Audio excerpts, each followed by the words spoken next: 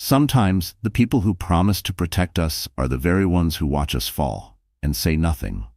It's easy to believe betrayal comes with warning signs, loud arguments, or sudden distance, but often it arrives quietly, smiling, toasting, and holding your hand. Imagine celebrating your birthday, 8 months pregnant with your husband by your side, when suddenly his mistress appears, hurls cake in your face, and everyone, including your husband's friends, laughs at your humiliation. But they wouldn't be laughing for long. Before we begin, if you appreciate these real-life accounts of courage in the face of adversity, please consider subscribing and hitting that notification bell. When Jenna discovered she was pregnant after years of trying, it felt like the final piece of her carefully constructed life was falling into place. Though the pregnancy hadn't been easy, with severe morning sickness through the first trimester and gestational diabetes in the second, Jenna approached motherhood with the same determined optimism she brought to everything else. There were days when the fatigue brought her to tears, but she pushed through, reminding herself that the fight was worth it. This baby was everything. By the time her 35th birthday approached, Jenna was 8 months pregnant. Her sister, Lena, insisted on throwing her a celebration at Giovanni's, an upscale Italian restaurant with a private dining room. Despite Jenna's protests that she was too exhausted for a party, Lena was adamant. "You deserve to be celebrated," Lena told her.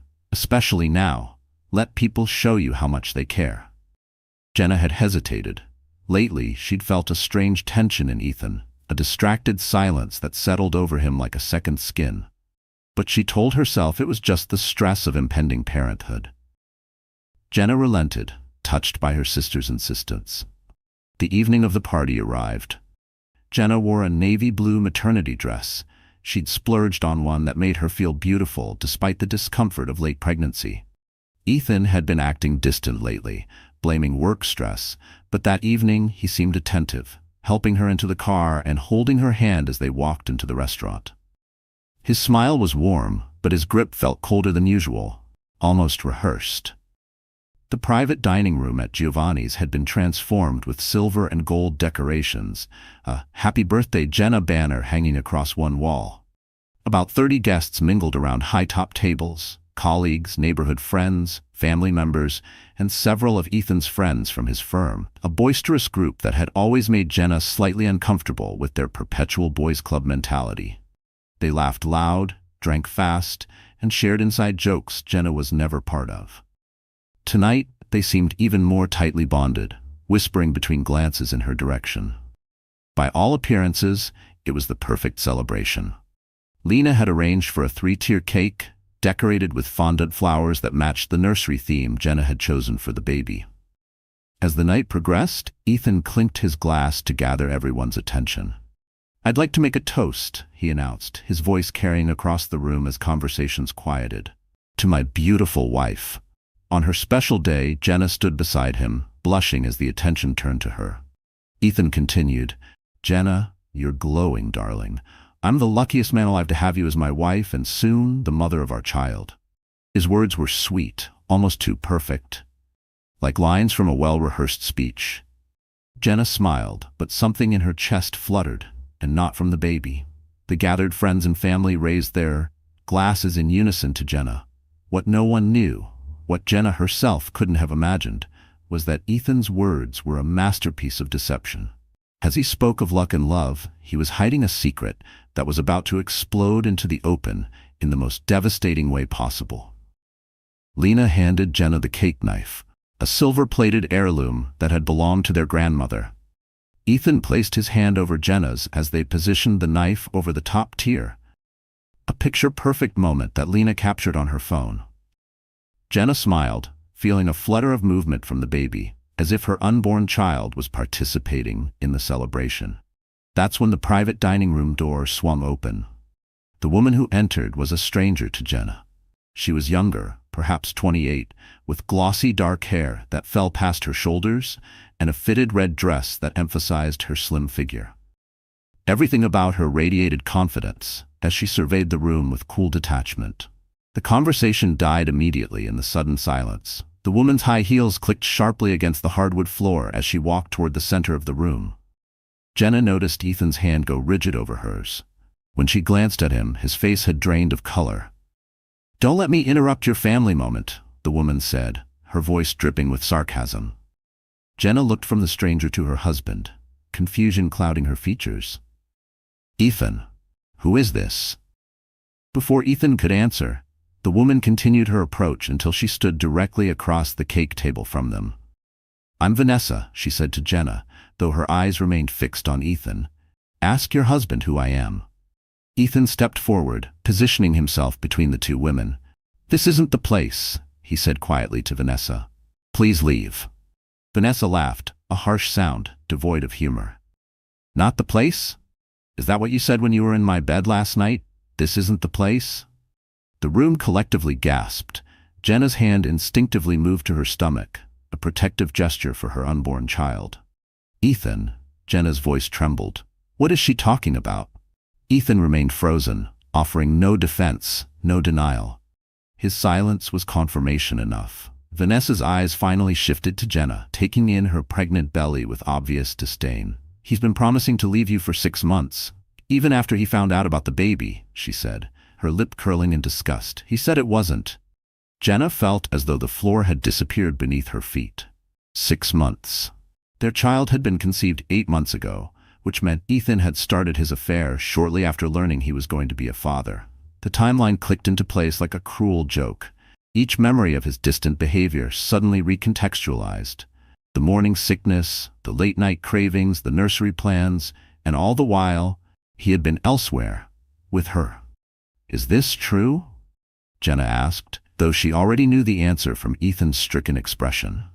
His silence screamed louder than words. Vanessa didn't wait for Ethan's response. In one swift motion, she reached forward, grabbed the top tier of the cake, and hurled it directly at Jenna. The cake hit Jenna square in the chest. There was a sickening splat, followed by the collective intake of breath from the room. Frosting splattered across her face, hair, and the navy blue dress she'd so carefully chosen. Pieces of cake slid down her pregnant belly, leaving trails of buttercream in their wake. It dripped slowly, like time itself had fractured, sweetened shards of humiliation sliding down her body in front of everyone she knew. "Now you look as pathetic as you actually are," Vanessa spat. Her voice, laced with venom, echoed in the stunned silence. For 3 excruciating seconds, the room was utterly silent. Jenna stood motionless, cake dripping from her hair and eyelashes. The utter humiliation of the moment surpassing even the shock of learning about her husband's betrayal. It wasn't just the betrayal that shattered her. It was the public spectacle of it, the cruel theater unfolding around her swollen belly. Then, from the corner table where one of Ethan's work friends sat, a snicker broke the silence. The snicker turned into a chuckle, which gave permission for others to join in. Within moments, several guests were laughing. Some from genuine amusement, others from the uncomfortable tension of the situation. The laughter didn't just sting, it cracked something inside her, a cruel reminder of just how alone she truly was in that room. Jenna looked around the room through cake-smeared eyes, taking in the laughing faces. Then she turned to Ethan, silently pleading for him to do something, say something, defend her. Her gaze begged for a shred of dignity, for the man who had once promised to protect her to do anything. But Ethan remained paralyzed between his wife and his mistress, saying nothing, doing nothing. His cowardice stood taller than any excuse he could ever offer. Only Lena rushed to her sister's aid, grabbing napkins from a nearby table and hurrying to Jenna's side while glaring at the laughing guests. "What is wrong with all of you?" Lena shouted, her voice cutting through the laughter. Her fury vibrated through the room, trembling with loyalty and disgust. The events that followed would occur in a terrible cascade, each moment more shocking than the last. As Lena attempted to wipe cake from her sister's face, Jenna suddenly gasped, doubling over in pain. "Something's wrong," she whispered, clutching her stomach.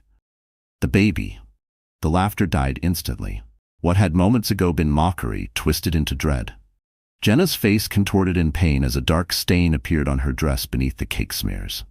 Her water had broken, nearly a month before her due date. "Call an ambulance," Lena screamed, supporting her sister as Jenna's knees buckled. Guests scrambled for phones. Ethan finally moved toward his wife. "Honey, I'm so sorry," he began. Jenna's eyes flashed with a fury that stopped him mid-sentence. "Don't touch me," she hissed through gritted teeth. By the door, Vanessa's expression had shifted from vindictive satisfaction to horror as she watched the medical emergency unfold, a consequence she clearly hadn't anticipated. Without another word, she backed out of the room and disappeared. Within minutes, paramedics arrived and rushed Jenna to St. Thomas Medical Center. As they lifted her onto the stretcher, she locked eyes with Lena. "Don't leave me," she whispered. "I won't," Lena promised, clutching her sister's hand. "Not ever." At the hospital, doctors immediately recognized the seriousness of the situation. Jenna was experiencing preterm labor, complicated by signs of placental abruption, a dangerous condition where the placenta detaches from the uterine wall before delivery. The emotional and physical stress of the public humiliation had likely triggered the complication. In the waiting room, an excruciating drama played out among the family members who had followed the ambulance. Ethan paced anxiously, his once handsome face now haggard with worry and guilt. Jenna's parents sat huddled together, her mother crying quietly while her father stared stonily ahead, refusing to acknowledge his son-in-law's presence. Lena stood apart from them all, furiously typing on her phone. When Ethan approached her, she looked up with such venom that he physically recoiled. "What are you doing?" he asked, nodding at her phone. Lena turned the screen toward him. On it was a video playing, footage she had been recording during the birthday toast and cake cutting. The video clearly showed Vanessa's entrance, her accusations, the cake throwing, and most damning of all, the laughter that followed, and Ethan's complete failure to defend his pregnant wife. "I was recording what I thought would be a sweet birthday memory," Lena said, her voice low and dangerous. "Instead, I captured exactly who you are, who your friends are, who that woman is." Ethan's face paled further. "Lena, please." "I've already sent it to Jenna's lawyer," Lena cut him off. "And if anything happens to my sister or that baby, I'm sending it to every person you know." Before Ethan could respond, a doctor entered the waiting room. Everyone turned toward him, the family conflict momentarily suspended by collective concern for Jenna and her unborn child. "The stress has caused complications," the doctor explained soberly. "We're doing everything we can, but both mother and baby are in distress. We're preparing for an emergency C-section." Jenna's mother sobbed audibly. Her father finally spoke, addressing Ethan directly for the first time. "If anything happens to them, you'll answer to me." His voice trembled not with weakness, but with the tightly coiled rage of a man holding back years of disappointment, now concentrated into one terrifying moment. As the doctor left to return to Jenna, Lena turned to Ethan one final time. "This is on you," she said. "All of it." There was no yelling, no dramatics, just a calm, lethal certainty in her voice. Behind the swinging doors of the operating room, Jenna lay conscious but sedated on the surgical table as doctors worked urgently to deliver her baby. The bright lights overhead seemed to pulse in rhythm with the pain radiating through her body.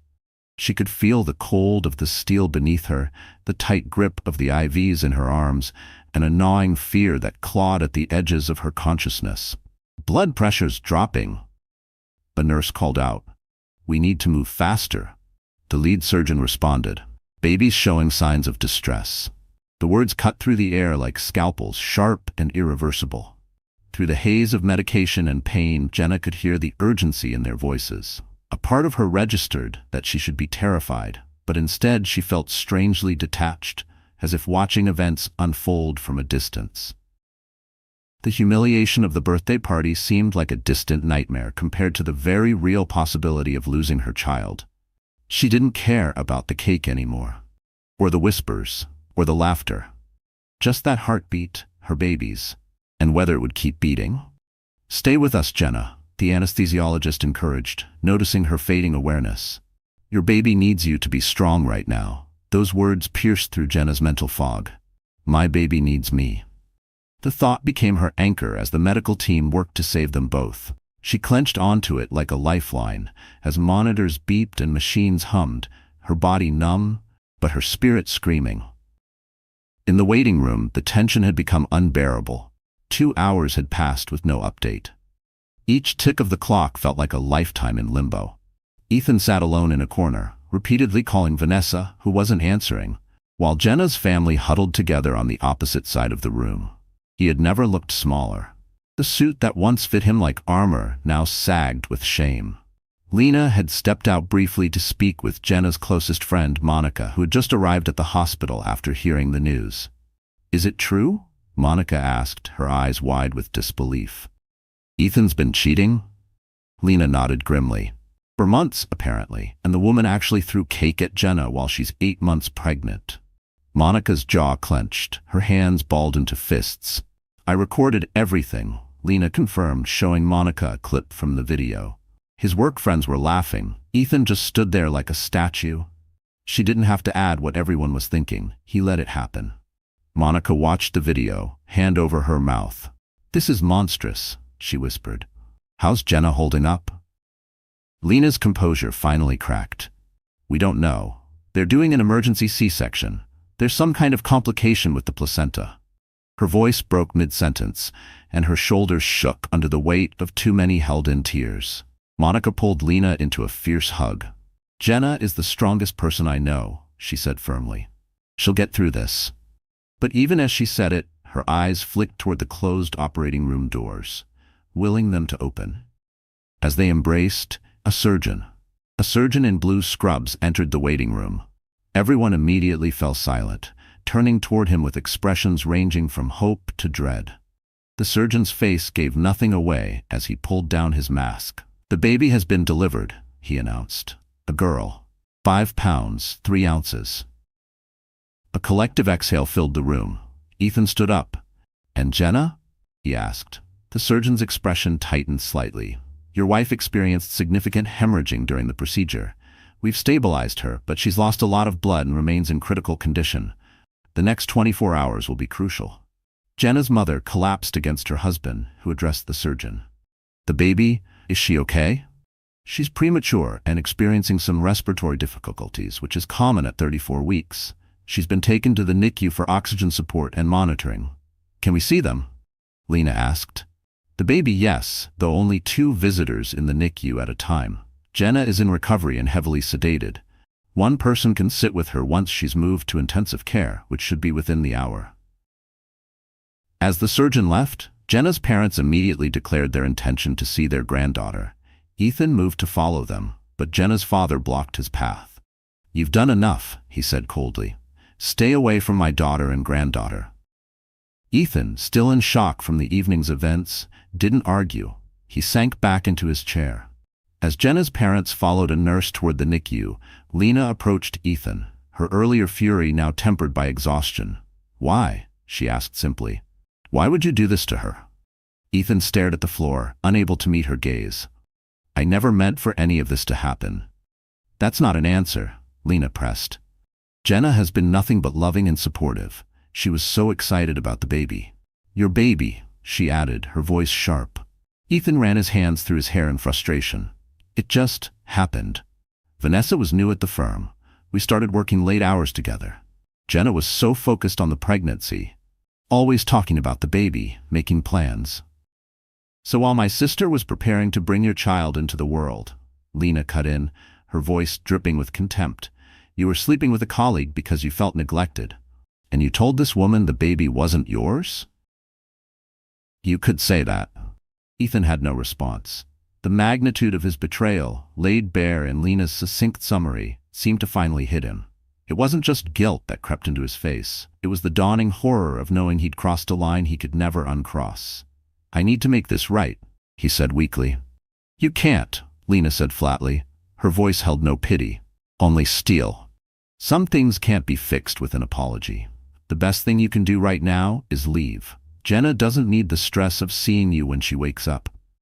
"She's my wife," Ethan protested. "That's my daughter." "You should have remembered that before you started sleeping with Vanessa," Lena replied. "Before you stood by while she assaulted your pregnant wife. Before you and your friends laughed while Jenna collapsed."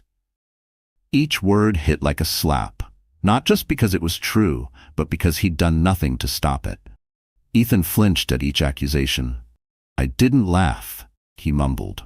But even as he said it, the image of him frozen, doing nothing while Jenna bled, replayed in his mind. "No, you just did nothing," which is worse. Her voice didn't rise. It didn't have to. The truth was heavy enough. Lena checked her phone, which had been continuously buzzing. I'm going to check on my sister. You should know the video is already circulating.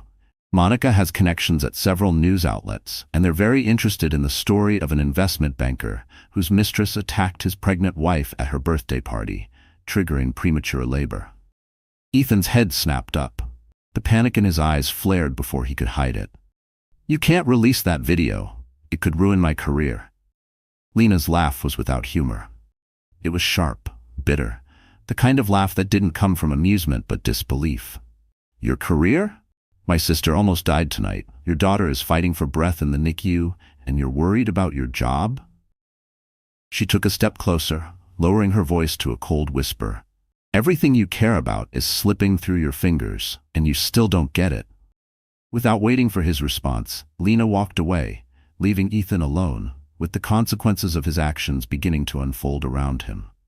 The hallway felt colder now, the buzz of his phone louder, the silence of his own failure deafening. The intensive care unit was eerily quiet, except for the steady beeping of monitors.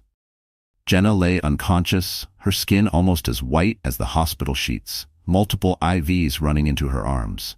Lena sat beside her, holding her sister's limp hand while scrolling through her phone with her free hand. The video had indeed gone viral, and the internet showed no mercy. In just 3 hours, it had been shared thousands of times across multiple social media platforms. News sites were picking up the story, with headlines like, Banker's mistress attacks pregnant wife, triggers emergency birth. Cake assault leads to medical crisis, husband stood by. Ethan's firm, Barclay & Walsh, was tagged in hundreds of posts, with people demanding to know whether they condone such behavior from their employees. The firm's polished PR image was crumbling under public outrage. Vanessa's identity had been quickly uncovered by internet sleuths who recognized her from the firm's website. Her social media accounts were being flooded with outraged comments. People were screenshotting her LinkedIn, resharing old Instagram captions about confidence and integrity with brutal sarcasm. Lena felt a grim satisfaction at the swift public response. Not because it would fix anything, but because, for once, justice didn't wait. While she hadn't personally sent the video to news outlets, Lena hadn't stopped Monica from doing so. Jenna would need all the support she could get in the coming days, and the court of public opinion was firmly on her side. A soft moan drew Lena's attention back to her sister. Jenna's eyelids fluttered, then slowly opened. Lena, her voice was barely audible. I'm here, Lena assured her immediately, setting down her phone. You're okay. You're in the hospital. Jenna's hand weakly moved to her stomach, now conspicuously flat beneath the hospital sheet. Panic flashed in her eyes. The baby, she whispered urgently. She's in the NICU, Lena said calmly. 5 pounds, 3 ounces. Mom and Dad are with her right now. She needs some help breathing, but the doctors say she's strong. Relief washed over Jenna's face, followed quickly by the return of awareness, the events that had led to her hospitalization. Tears filled her eyes. It wasn't a nightmare, was it? She asked. Ethan, Vanessa, they were real? Lena squeezed her sister's hand. I'm so sorry, Jenna. Jenna turned her face away, tears sliding silently down her cheeks. Everyone was laughing, she said, her voice breaking. My husband's mistress threw cake at me, and people laughed. Not everyone, Lena corrected gently, and those who did? They're facing serious consequences now. Jenna looked back at her, confusion evident through her tears. What do you mean? Lena hesitated, unsure if now was the time to explain about the viral video and the public outcry. Before she could decide, a nurse entered the room. She's awake, the nurse observed with a warm smile. That's wonderful. How are you feeling, Jenna? Like I've been hit by a truck, Jenna admitted weakly. That's to be expected after what you've been through. Your doctor will be in shortly to explain everything. In the meantime, there's someone who would like to meet her mama, if you're feeling up to it. As the nurse spoke, another staff member wheeled in a clear bassinet containing a tiny bundle wrapped in a pink blanket. Despite her exhaustion and pain, Jenna immediately tried to sit up. Careful, the nurse cautioned, adjusting the bed to a slight incline. You have a fresh incision to protect. With practiced efficiency, the nurse lifted the tiny baby from the bassinet, and gently placed her on Jenna's chest, arranging the tubes and wires that connected the newborn to a portable monitor. "She still needs oxygen support," the nurse explained, "so she can only stay for a few minutes. But skin-to-skin contact is beneficial for both of you." Jenna gazed down at her daughter's face, in wonder. Despite the trauma of her birth, despite the betrayal that had preceded it, the connection was immediate and overwhelming. The baby's eyes were closed, her tiny features perfect in miniature, a cap of dark hair peeking out from under the hospital beanie. "Hello, little one," Jenna whispered, her tears now falling for an entirely different reason. "I'm your mom." Lena watched the moment with a lump in her throat. In the midst of catastrophe, this small miracle somehow made everything else recede in importance. "Have you thought of a name?" the nurse asked, checking the baby's monitors. Jenna nodded slowly, her eyes never leaving her daughter's face. "Sophia," she said softly. "It means wisdom." As Jenna bonded with her newborn daughter, Ethan was facing a very different kind of reality in the hospital parking lot. His phone had been exploding with notifications, calls from his boss, texts from colleagues, emails from clients who had seen the video. His parents had left 3 voicemails, each more distressed than the last. Vanessa had finally returned his calls, but only to inform him that she had been placed on administrative leave pending an investigation by the firm's HR department. She blamed him entirely, claiming he had misled her about the state of his marriage. "You told me she knew we were seeing each other," Vanessa had sobbed into the phone. "You said you were separated, in all but name. Now I'm being called a homewrecker and getting death threats online." Ethan had no comfort to offer her. The magnitude of what they had done, what he had done, was finally sinking in. He had betrayed his pregnant wife, lied to his mistress about the state of his marriage, and when the moment of truth arrived, he had stood frozen, protecting neither woman. His phone rang again. It was his boss. With resignation, Ethan answered. "Ethan, I need you in my office tomorrow morning at 8 a.m. sharp," the senior partner said without preamble. "The executive committee is convening an emergency meeting regarding your situation." "I understand," Ethan replied numbly. "I've been fielding calls from clients all evening," his boss continued, the anger in his voice unmistakable. "The firm's reputation is taking a hit every time that video gets shared." "I'm sorry," Ethan offered, inadequately. "Save it for tomorrow," his boss snapped, then hung up. Ethan sat in his car, the enormity of the collapsing life he had built weighing on him.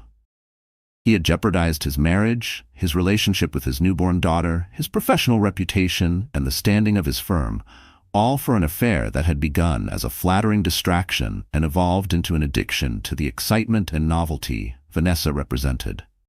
What had started with flirtation in late-night emails and glances across boardroom tables had become a secret life, one that fed his ego while poisoning everything else. As the hospital lights reflected on his windshield, Ethan made a decision. He would fight to make things right.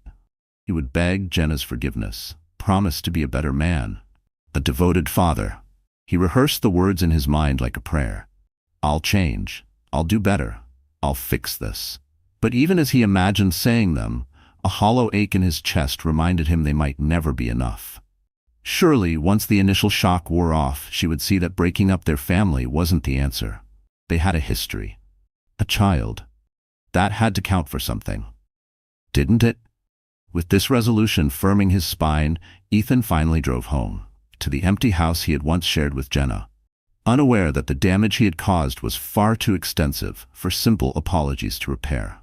By morning, what had begun as a viral video had transformed into a full-blown social media firestorm. And it wasn't just Jenna's friends sharing it now. It had leapt into national conversation, fueled by outrage, empathy, and fury. The hashtag #JusticeForJenna was trending nationally, with people from all walks of life expressing outrage at the treatment of a pregnant woman by her husband, his mistress, and the laughing bystanders. News vans had gathered outside St. Thomas Medical Center, though security was keeping reporters at bay. Camera flashes flared at every ambulance arrival. Commentators speculated about ethics, infidelity, and violence in relationships. Jenna had become a symbol, one she never asked to be. Ethan's investment firm, Barclay and Walsh, had issued a terse statement saying they were investigating the matter internally and did not condone the behavior depicted in the video. Several of Ethan's clients had publicly announced they were taking their business elsewhere, unwilling to be associated with someone whose personal conduct was so clearly at odds with their corporate values. The firm's PR department scrambled while Ethan's name trended, not for his portfolio wins, but for standing motionless while a cake exploded across his pregnant wife's chest. Meanwhile, in the hospital's NICU, Jenna sat in a wheelchair beside her daughter's incubator. A very different kind of media playing out on the small television mounted on the wall. A local news anchor was discussing the incident with barely concealed disgust. Sources close to the family say that both mother and baby are in stable condition this morning, the anchor reported. After the stress-induced premature delivery, the husband, identified as Ethan Caldwell, a senior investment manager at Barclay and Walsh, has not issued any statement regarding the incident.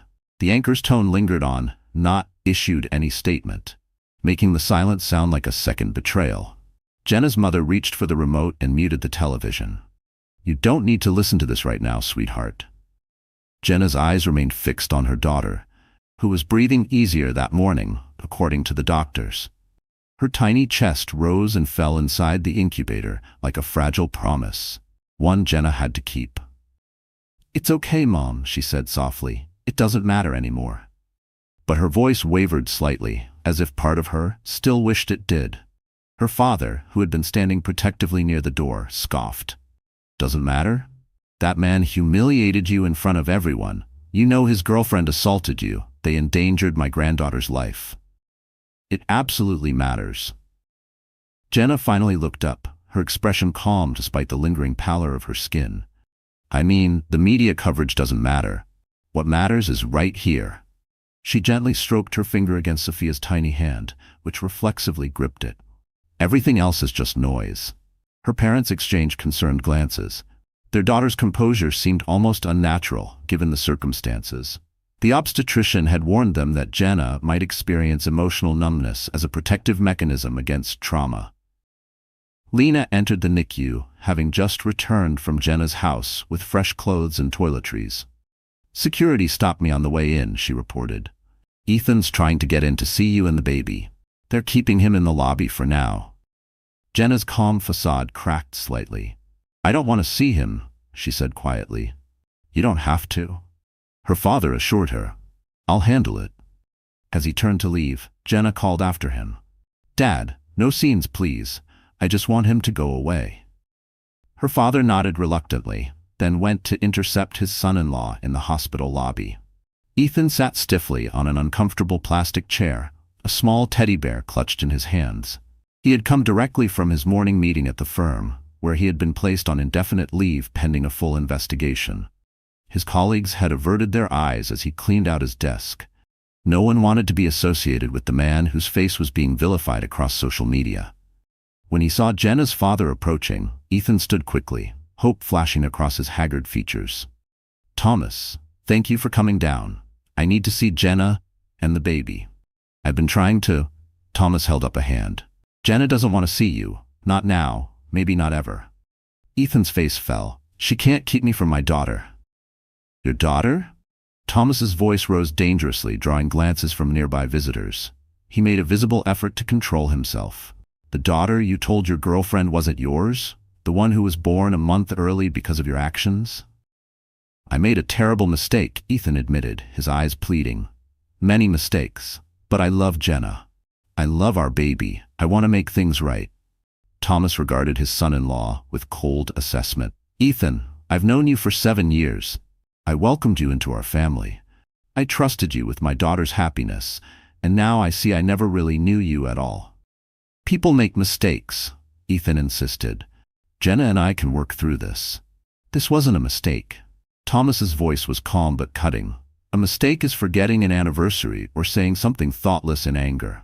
You carried on an affair for months, lied about your child's paternity, and stood by while your pregnant wife was publicly humiliated and went into premature labor. Those are choices, Ethan, deliberate choices, choices that reveal your character. Ethan had no response to this stark assessment. Thomas continued, his voice lowering. Jenna has instructed the hospital that you're not permitted in her room. She's also contacted her lawyer. I suggest you do the same. Her lawyer? Ethan echoed, stunned. It's been less than 24 hours. Thomas pointed out, and in those hours she almost died, bringing your child into the world. Perhaps that has clarified her thinking about what she deserves in life. It certainly has, for me. With that, Thomas turned and walked back toward the elevators, leaving Ethan clutching the small teddy bear in the lobby, surrounded by strangers stealing curious glances at the man they recognized from the viral video. Jenna stood at the window of her hospital room, watching as Lena pulled the car around to the front entrance. After a week of recovery for both mother and daughter, they were finally being discharged. Sophia, though still smaller than average, had demonstrated remarkable resilience, quickly graduating from oxygen support to breathing on her own. The physical wounds from Jenna's emergency C-section were healing well, according to her doctors. The emotional wounds would take longer, but Jenna had surprised everyone, especially herself, with her clarity and resolve. A knock at the door interrupted her thoughts. Jenna turned, expecting a nurse with discharge papers, but instead found Monica, her closest friend from college. "Ready for the great escape?" Monica asked, entering with a large gift bag. Jenna smiled, genuine warmth breaking through her reserved expression. "More than ready. Hospital food is everything they say it is." Monica set the bag down and embraced her friend carefully, mindful of her healing incision. "How are you really doing?" she asked, studying Jenna's face. Jenna sighed, sitting on the edge of the neatly made hospital bed. "Physically, getting better every day. Emotionally, I'm still figuring that out. It's like I'm watching someone else's life implode, except occasionally I remember it's mine." Monica nodded sympathetically. "That's a normal trauma response. Your brain is protecting you while you process everything," Monica said gently. Her voice was calm, but her eyes held that worried softness reserved only for someone who's watched a loved one break and slowly rebuild. "The therapist they sent said the same thing," Jenna acknowledged. "She also said it's okay to not have all the answers right now." Her voice was steady, but there was a flicker beneath, the weight of everything she hadn't yet said out loud. "Wise woman." Monica approved. "So what happens next?" "Mom and Dad want me to stay with them for a while, but I said no. I need to stand on my own 2 feet, figure out who I am now." She paused, as if hearing the words for the first time herself. The version of Jenna that had once relied on Ethan's protection no longer existed.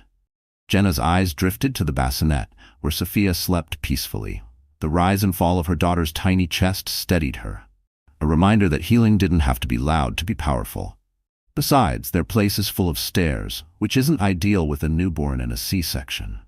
She tried to smile, but the fatigue beneath it was unmistakable. "Where will you go?" "Home for now. Ethan moved most of his things out yesterday. According to Lena, he's staying at a hotel while we—" Jenna hesitated over the word. "Separate." Monica raised an eyebrow. "Just separating?" It wasn't judgment, it was knowing. The kind that came from watching too many friends give second chances to men who didn't deserve first ones. Jenna's gaze hardened slightly. "For now. My lawyer advised me to take things one step at a time. First priority was getting a temporary order of protection based on Vanessa's assault. Second was securing interim financial support for Sophia and me while I'm on maternity leave. Divorce is step 3. Her voice didn't shake. It didn't rise. It was measured. Not with hesitation, but with clarity. "So you've decided then?" Jenna nodded slowly. "I keep thinking about that moment when Vanessa was throwing accusations, and Ethan just stood there. He didn't deny anything, didn't defend me, didn't even try to stop her from throwing the cake. If he couldn't protect me, then how could I ever trust him to protect Sophia?" The memory still burned, not because of what Vanessa had said, but because of Ethan's silence. His stillness had spoken louder than betrayal ever could.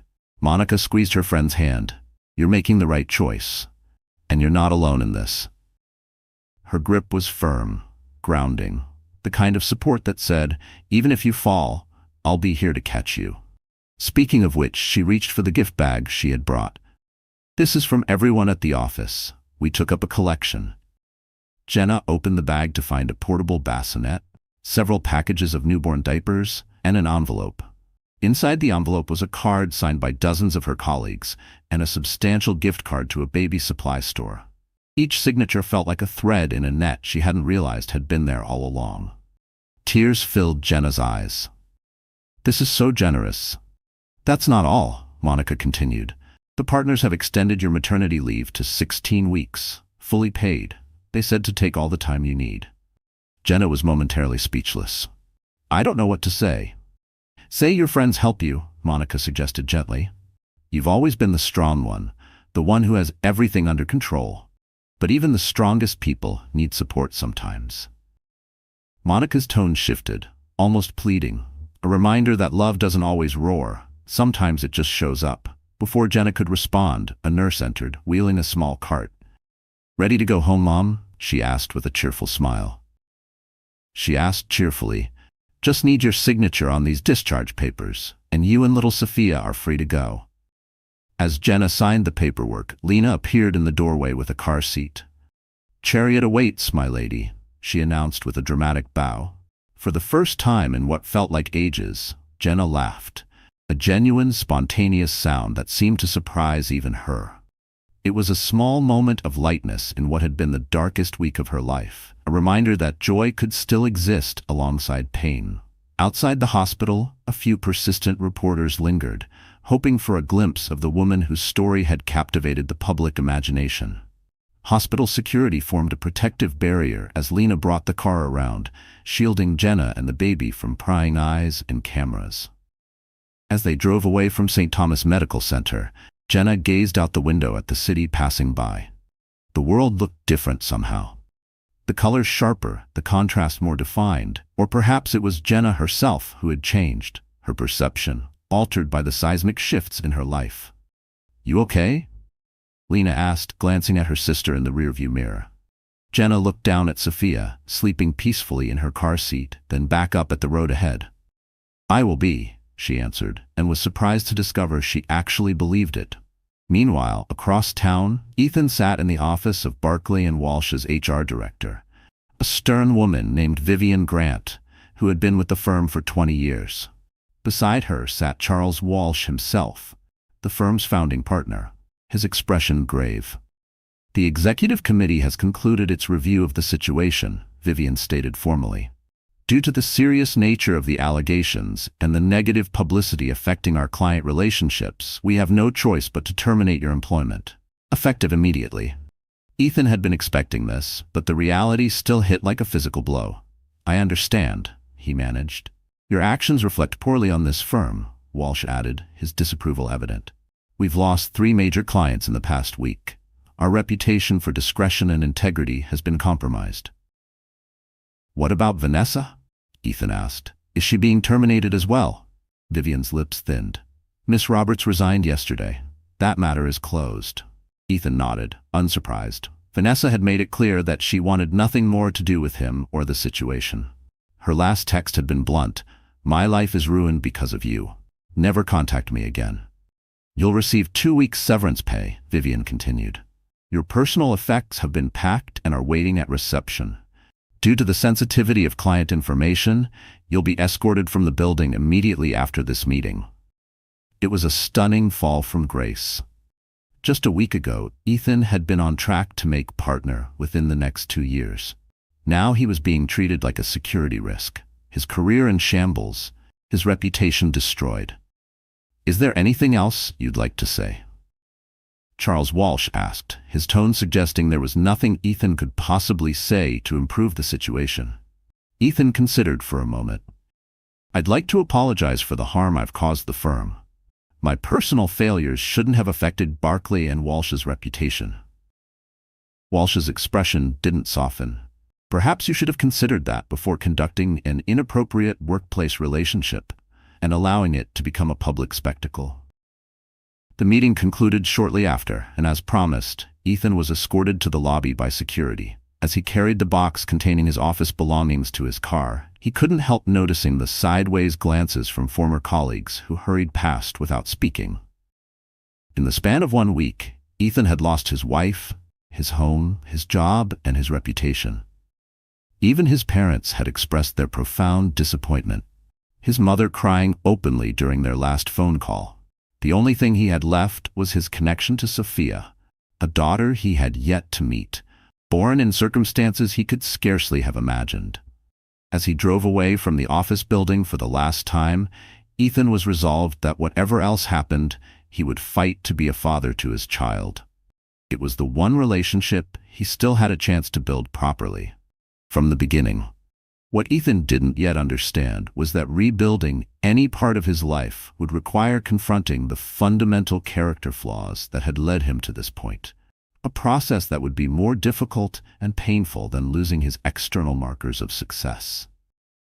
2 weeks after returning home from the hospital, Jenna sat in the elegant office of Diana Winters, widely regarded as one of the city's most formidable divorce attorneys. Sophia slept peacefully in her carrier beside Jenna's chair, oblivious to the serious discussion that would shape her future. "Let's be clear about your priorities," Diana said, her silver-streaked hair pulled back in a severe bun that matched her no-nonsense demeanor. "What matters most to you in this divorce?" Jenna had given this considerable thought. "Financial security for Sophia and me. Primary physical custody, with appropriate visitation for Ethan. I won't keep him from his daughter," Jenna said, "but I need to be the one making day-to-day decisions, and I want the house. I designed every inch of that nursery. I can't bear the thought of leaving it."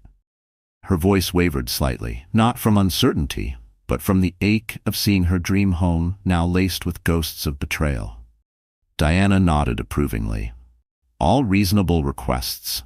Given the circumstances of your separation and the evidence we have, I believe we're in a strong position to negotiate favorable terms." Her tone was calm but firm, the kind of confidence Jenna had learned to lean on in recent days. "By evidence, you mean the video?" Jenna clarified, her expression tightening. She hated that her most humiliating moment had become the most powerful piece of leverage. "Precisely. While New York is a no-fault divorce state, meaning we don't have to prove misconduct to obtain a divorce, evidence of adultery and the incident at your birthday can certainly influence the court regarding property division and potentially custody arrangements." Her words were clinical, but the subtext was sharp. The law might not punish betrayal, but it could still weigh it. Jenna shifted uncomfortably. "I hate that my humiliation has become leverage." The image of frosting dripping down her face in front of dozens of people still made her stomach twist. Diana's professional demeanor softened slightly. "I understand. But remember, you didn't create this situation. Your husband made choices that led to these consequences. We're simply ensuring those consequences don't include financial hardship for you and your daughter." She paused, letting the words land. "You're not taking revenge, Jenna. You're protecting a future." Sophia stirred in her carrier, making tiny sounds that Jenna had already learned to recognize as the precursors to hunger. With practiced movements, she lifted her daughter and prepared to nurse her. The simple ritual grounded her, a quiet moment of motherhood amid the chaos of legal strategy. "Is this okay?" she asked the attorney. "Of course," Diana assured her. "I have 3 children of my own. Now, let's discuss our next steps. Have you and Ethan communicated directly since you left the hospital?" Jenna shook her head as she settled Sophia against her breast. "Only through Lena or my parents.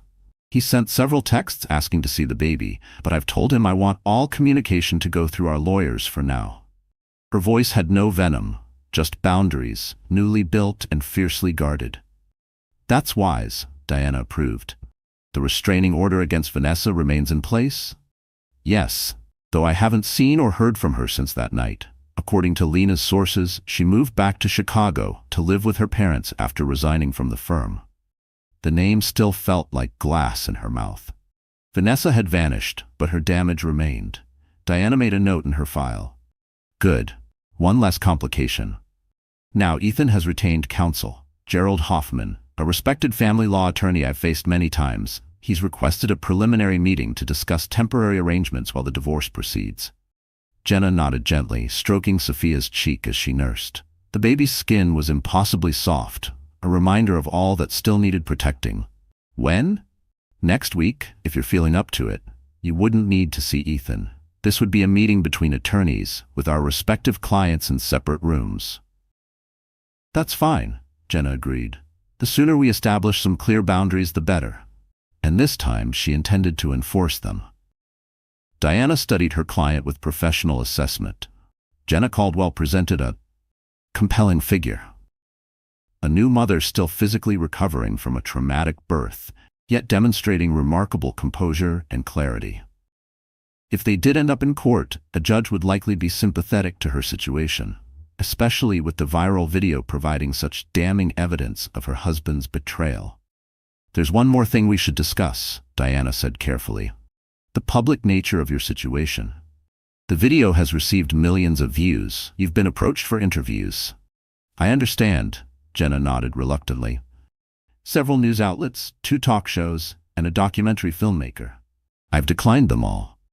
That's probably wise during pending litigation, Diana agreed. However, you should be prepared for continued public interest. Ethan's attorney may argue that the viral nature of the video has unduly prejudiced public opinion against his client. The video only shows what actually happened, Jenna pointed out. I didn't create or distribute it. True, Diana said, but perception matters in these cases. We need to be prepared to counter any argument that Ethan's being unfairly villainized. Jenna laughed, humorless. He villainized himself when he stood by and watched his mistress assault his pregnant wife. Diana's thin smile acknowledged the point. Indeed, we'll plan to meet again before next week's preliminary discussion. In the meantime, continue documenting any communication from Ethan, and call me immediately if Vanessa attempts to contact you in violation of the restraining order. As Jenna gathered her things to leave, Diana offered a final observation. You know, many clients in your position are still in shock at this stage. Angry, vengeful, or completely overwhelmed. You seem remarkably focused. Jenna glanced down at Sophia, now asleep against her shoulder. I don't have the luxury of falling apart. Every decision I make now affects her future. She met the attorney's gaze directly. Besides, I wasted enough tears on Ethan in the hospital. I'm done crying over someone who could hurt me so deliberately. Diana nodded approvingly. Channel that clarity. It will serve you well in the months ahead.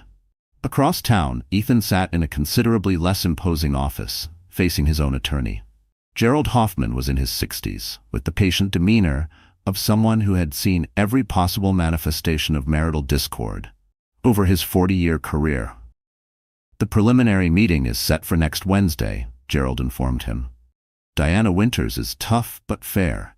She'll come in with specific demands regarding temporary support and custody arrangements while the divorce proceeds. He adjusted his glasses as he spoke, his tone professional, but with an edge that suggested even he knew this wouldn't be an easy negotiation. Ethan leaned forward anxiously. Will Jenna be there? I need to talk to her. Make her understand that. His voice cracked slightly, the desperation bleeding through despite his best efforts to sound composed. Gerald held up a hand. No, you won't see Jenna. This is a meeting between attorneys with clients in separate rooms, specifically to avoid direct confrontation at this emotional stage. And Ethan, I have to be frank with you. Your position is not strong. He didn't sugarcoat it. There wasn't time for illusions anymore. Ethan's shoulders slumped. Because of the video? Partially, yes. The video presents compelling evidence of both infidelity and behavior that endangered your wife and child. But more broadly, your actions have created a narrative that's difficult to counter. Gerald leaned in, speaking more quietly now. You didn't just cheat.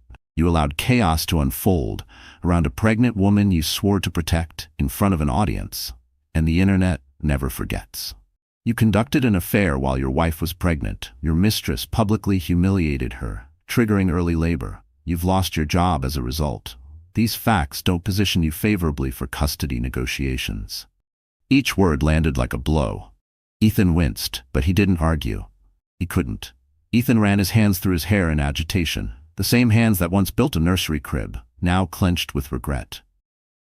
So what do? We present you as contrite, responsible, and focused on being a good father moving forward. We acknowledge past mistakes without continuing to dwell on them. We emphasize your commitment to co-parenting effectively despite the marriage's end. You're not here to reclaim a marriage, Gerald added firmly. You're here to protect whatever relationship you can still salvage with your child. But I don't want the marriage to end, Ethan insisted. I made a terrible mistake. I want another chance. His voice cracked again, this time not from panic but genuine remorse, raw and heavy. Gerald's expression was sympathetic but firm. Ethan, you need to accept reality. Jenna has filed for divorce. Given what's transpired, reconciliation is extremely unlikely. Our focus now is on securing reasonable custody arrangements and fair financial terms. He paused before adding, and how you handle this stage, right now, will determine how much you lose. Ethan slumped back in his chair, the finality of the situation sinking in. The weight of consequence pressed down harder than any courtroom judgment. I haven't even met my daughter yet, he said quietly. His voice barely rose above a whisper, like the thought alone drained the last of his resolve. That's something we'll address at the preliminary meeting, Gerald assured him. A father has rights to access his child, barring evidence that he presents a danger. Despite everything, there's no suggestion you would harm your daughter. He looked directly at Ethan. But rights don't erase consequences. Keep that in mind. Of course I wouldn't, Ethan replied, horrified at the mere suggestion. Tears prickled at the corners of his eyes. Not for what he had lost, but for what he had never even held. Then we'll secure visitation rights, possibly supervised at first, but progressing to more standard arrangements. Gerald closed his file, the meeting done, but for Ethan, the reckoning had only just begun. As you demonstrate responsible parenting, Gerald consulted his notes. Now, regarding finances, you're currently unemployed, correct? Ethan nodded glumly. I have some interviews lined up, but firms in my sector are hesitant because of the publicity. That complicates support calculations, Gerald mused. We need to argue that any temporary support order should be based on your realistic earning capacity in the current circumstances, not your previous salary. I'll pay whatever I need to for Sophia, Ethan said quickly. I don't want Jenna to think I'm trying to shirk my responsibilities. Gerald noted this with approval. That's the right attitude. We'll aim for arrangements that are fair to all parties while you rebuild your career. As Ethan left his attorney's office, his phone buzzed with a text from his mother. Your father and I would like to meet our granddaughter. Any progress? Ethan sighed heavily as he typed his response, working on it. Meeting with lawyers next week. The truth was that Ethan had never felt more powerless in his adult life. His access to his own child depended on legal negotiations. His professional future was uncertain. Even his parents' relationship with their granddaughter hinged on his ability to navigate the consequences of his actions. For the first time, Ethan was beginning to understand that some mistakes couldn't be fixed with charm, money, or promises to do better. Some betrayals permanently altered the landscape of trust and respect, in ways that no apology could restore.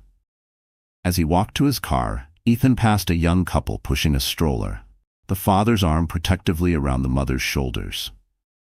The simple family scene, one he had once taken for granted as inevitable in his future, now seemed like an impossible dream. The weight of what he had lost, through his own choices, settled over him like a physical burden. The law offices of Winters and Associates occupied the 15th floor of a downtown high-rise, with sweeping views of the city. In a conference room at the east end of the floor, Diana Winters and Gerald Hoffman sat across from each other, surrounded by legal pads and documents. Their clients waited in separate rooms, Jenna in Diana's office, with Lena keeping her company. Ethan in a smaller conference room, accompanied by his father. Let's begin with the most pressing matters, Diana suggested, her tone businesslike. Temporary custody and support. While the divorce proceeds, Gerald nodded. My client is requesting regular visitation with his daughter. He proposes initially supervised visits, progressing to unsupervised day visits as appropriate. Diana consulted her notes. My client is amenable to supervised visitation, twice weekly for 2 hours, to take place at Jenna's home with her sister present as the supervisor. That's quite restrictive, Gerald observed. Ethan is Sophia's father. There's no allegation he would harm the child. There is, however, significant evidence that he exercised poor judgment that endangered both mother and child, Diana countered smoothly. Jenna's priority is establishing a stable routine for a newborn who has already experienced medical challenges. Mr. Caldwell has yet to demonstrate his commitment to Sophia's well-being. Gerald frowned. How can he demonstrate commitment if he's barely allowed to see his child? By accepting initially conservative arrangements and building from there, Diana replied. This is a temporary agreement while the divorce proceeds, not the final custody determination. If your client demonstrates reliability and good judgment during supervised visits, we can revisit the terms in 60 days. Gerald made a note. I'll discuss it with my client. He moved on to the next issue. Regarding temporary support, we need to address Mr. Caldwell's current employment situation. Indeed, Diana acknowledged. While Mr. Caldwell's actions resulted in his termination, my client recognizes that it's in Sophia's best interest for her father to rebuild his career. We propose temporary support based on 75% of his previous salary for a period of 3 months, after which we would reassess based on his employment status at that time. Gerald raised his eyebrows. That's more reasonable than I expected. Diana's smile was thin. Miss Caldwell is focused on long-term stability, not short-term punishment. She recognizes that her daughter benefits from having a financially secure father. The negotiations continued for nearly 2 hours, covering access to the family home. Ethan would retrieve personal items by appointment only. Medical decisions for Sophia. Joint legal custody, with Jenna having tie-breaking authority. Interim financial arrangements, covering household expenses during the separation. Finally, Diana gathered her papers. I believe we've reached preliminary agreement on all essential matters. I'll draft the temporary arrangement for your review and, pending client approval, we can proceed with formal divorce filings next month, Gerald concluded. My client still hopes for reconciliation, he added, but understands we need to establish these temporary arrangements regardless. His tone was calm, but the hope in his words sounded less like confidence and more like a man reciting a line he no longer believed. Diana's expression revealed nothing, though she doubted Jenna had any interest in reconciliation. She had seen this before, the husband hoping the legal process might be slow enough to turn back time. It never was. I'll convey that to my client. In the meantime, shall we inform them of our progress? In Diana's office, Jenna sat stiffly on a leather sofa, trying to focus on Sophia sleeping in her carrier, rather than the anxiety churning in her stomach. The baby's slow, rhythmic breaths were the only thing keeping her grounded, as legal documents shaped her new life behind closed doors. Lena scrolled through her phone beside her, occasionally sharing social media updates to distract her sister. Apparently, Vanessa closed all her social media accounts, Lena reported. Her voice was tinged with satisfaction, though she didn't smile. Smart move, considering the death threats. Jenna winced. I don't condone that. As much as I hate what she did, threatening violence isn't the answer. Her words were soft but firm, a quiet reminder that dignity didn't have to disappear just because trust had. You're a better person than me, Lena muttered. I'd be fine with her experiencing some consequences. She didn't look up from her phone, but her jaw was tight. Her loyalty burned hotter than her anger. She lost her job and had to move back home with her parents, Jenna pointed out. Those are consequences. Besides, Ethan is the one who made vows to me, not Vanessa. There was no bitterness in her tone, only clarity. The betrayal that hurt the most always came from those closest to you. The door opened, and Diana entered with a satisfied expression that immediately eased some of Jenna's tension. The shift in Diana's posture, shoulders relaxed, chin slightly lifted, was the first real signal that something had gone in their favor. We've reached preliminary agreements on all key points, Diana announced. Mr. Hoffman will be discussing them with Ethan, but I believe the terms are quite favorable. She proceeded to outline the visitation schedule, support arrangements, and other details they had negotiated. Each bullet point felt less like legalese and more like reclaimed territory, pieces of Jenna's future being defined by her terms. Jenna listened carefully, nodding as each point was explained. No more silence. No more waiting. Every line in that agreement was a small, hard-won act of survival. So dear friend, sometimes life doesn't shatter in one loud, devastating moment. It unravels quietly, thread by thread, until one day you're sitting across from a lawyer, negotiating the terms of a life you never imagined you'd have to rebuild. Jenna didn't choose the betrayal. She didn't ask to become a symbol or to be forced into survival mode. But when the moment came, she did what the Stoics have long taught us. She faced the truth, not with rage, but with reason. She didn't try to control what had already broken. Instead, she focused on what she could control: her dignity, her child's safety, her future. Marcus Aurelius once said, "If you are distressed by anything external, the pain is not due to the thing itself, but to your estimate of it. And this you have the power to revoke at any moment." Jenna revoked the power of betrayal to define her. And maybe you can too. We don't always get justice in the way we expect, but we do get the chance to choose how we respond. We get the chance to stand up, not just in anger, but in quiet strength. One boundary, one breath, one document at a time. This isn't just about divorce or drama. It's about reclaiming your voice when the world tries to silence it. So if you're walking through your own fire, remember this: healing doesn't mean forgetting. It means refusing to let the pain become your identity. You've got this. And if you don't feel like you do today, come back tomorrow. We'll be here. Keep walking forward, even when it hurts. If this story moved you, helped you reflect, or reminded you of someone who needs to hear it, like this video, share it with a friend, and don't forget to subscribe for more stories that speak to the strength inside you. We'll get through this together.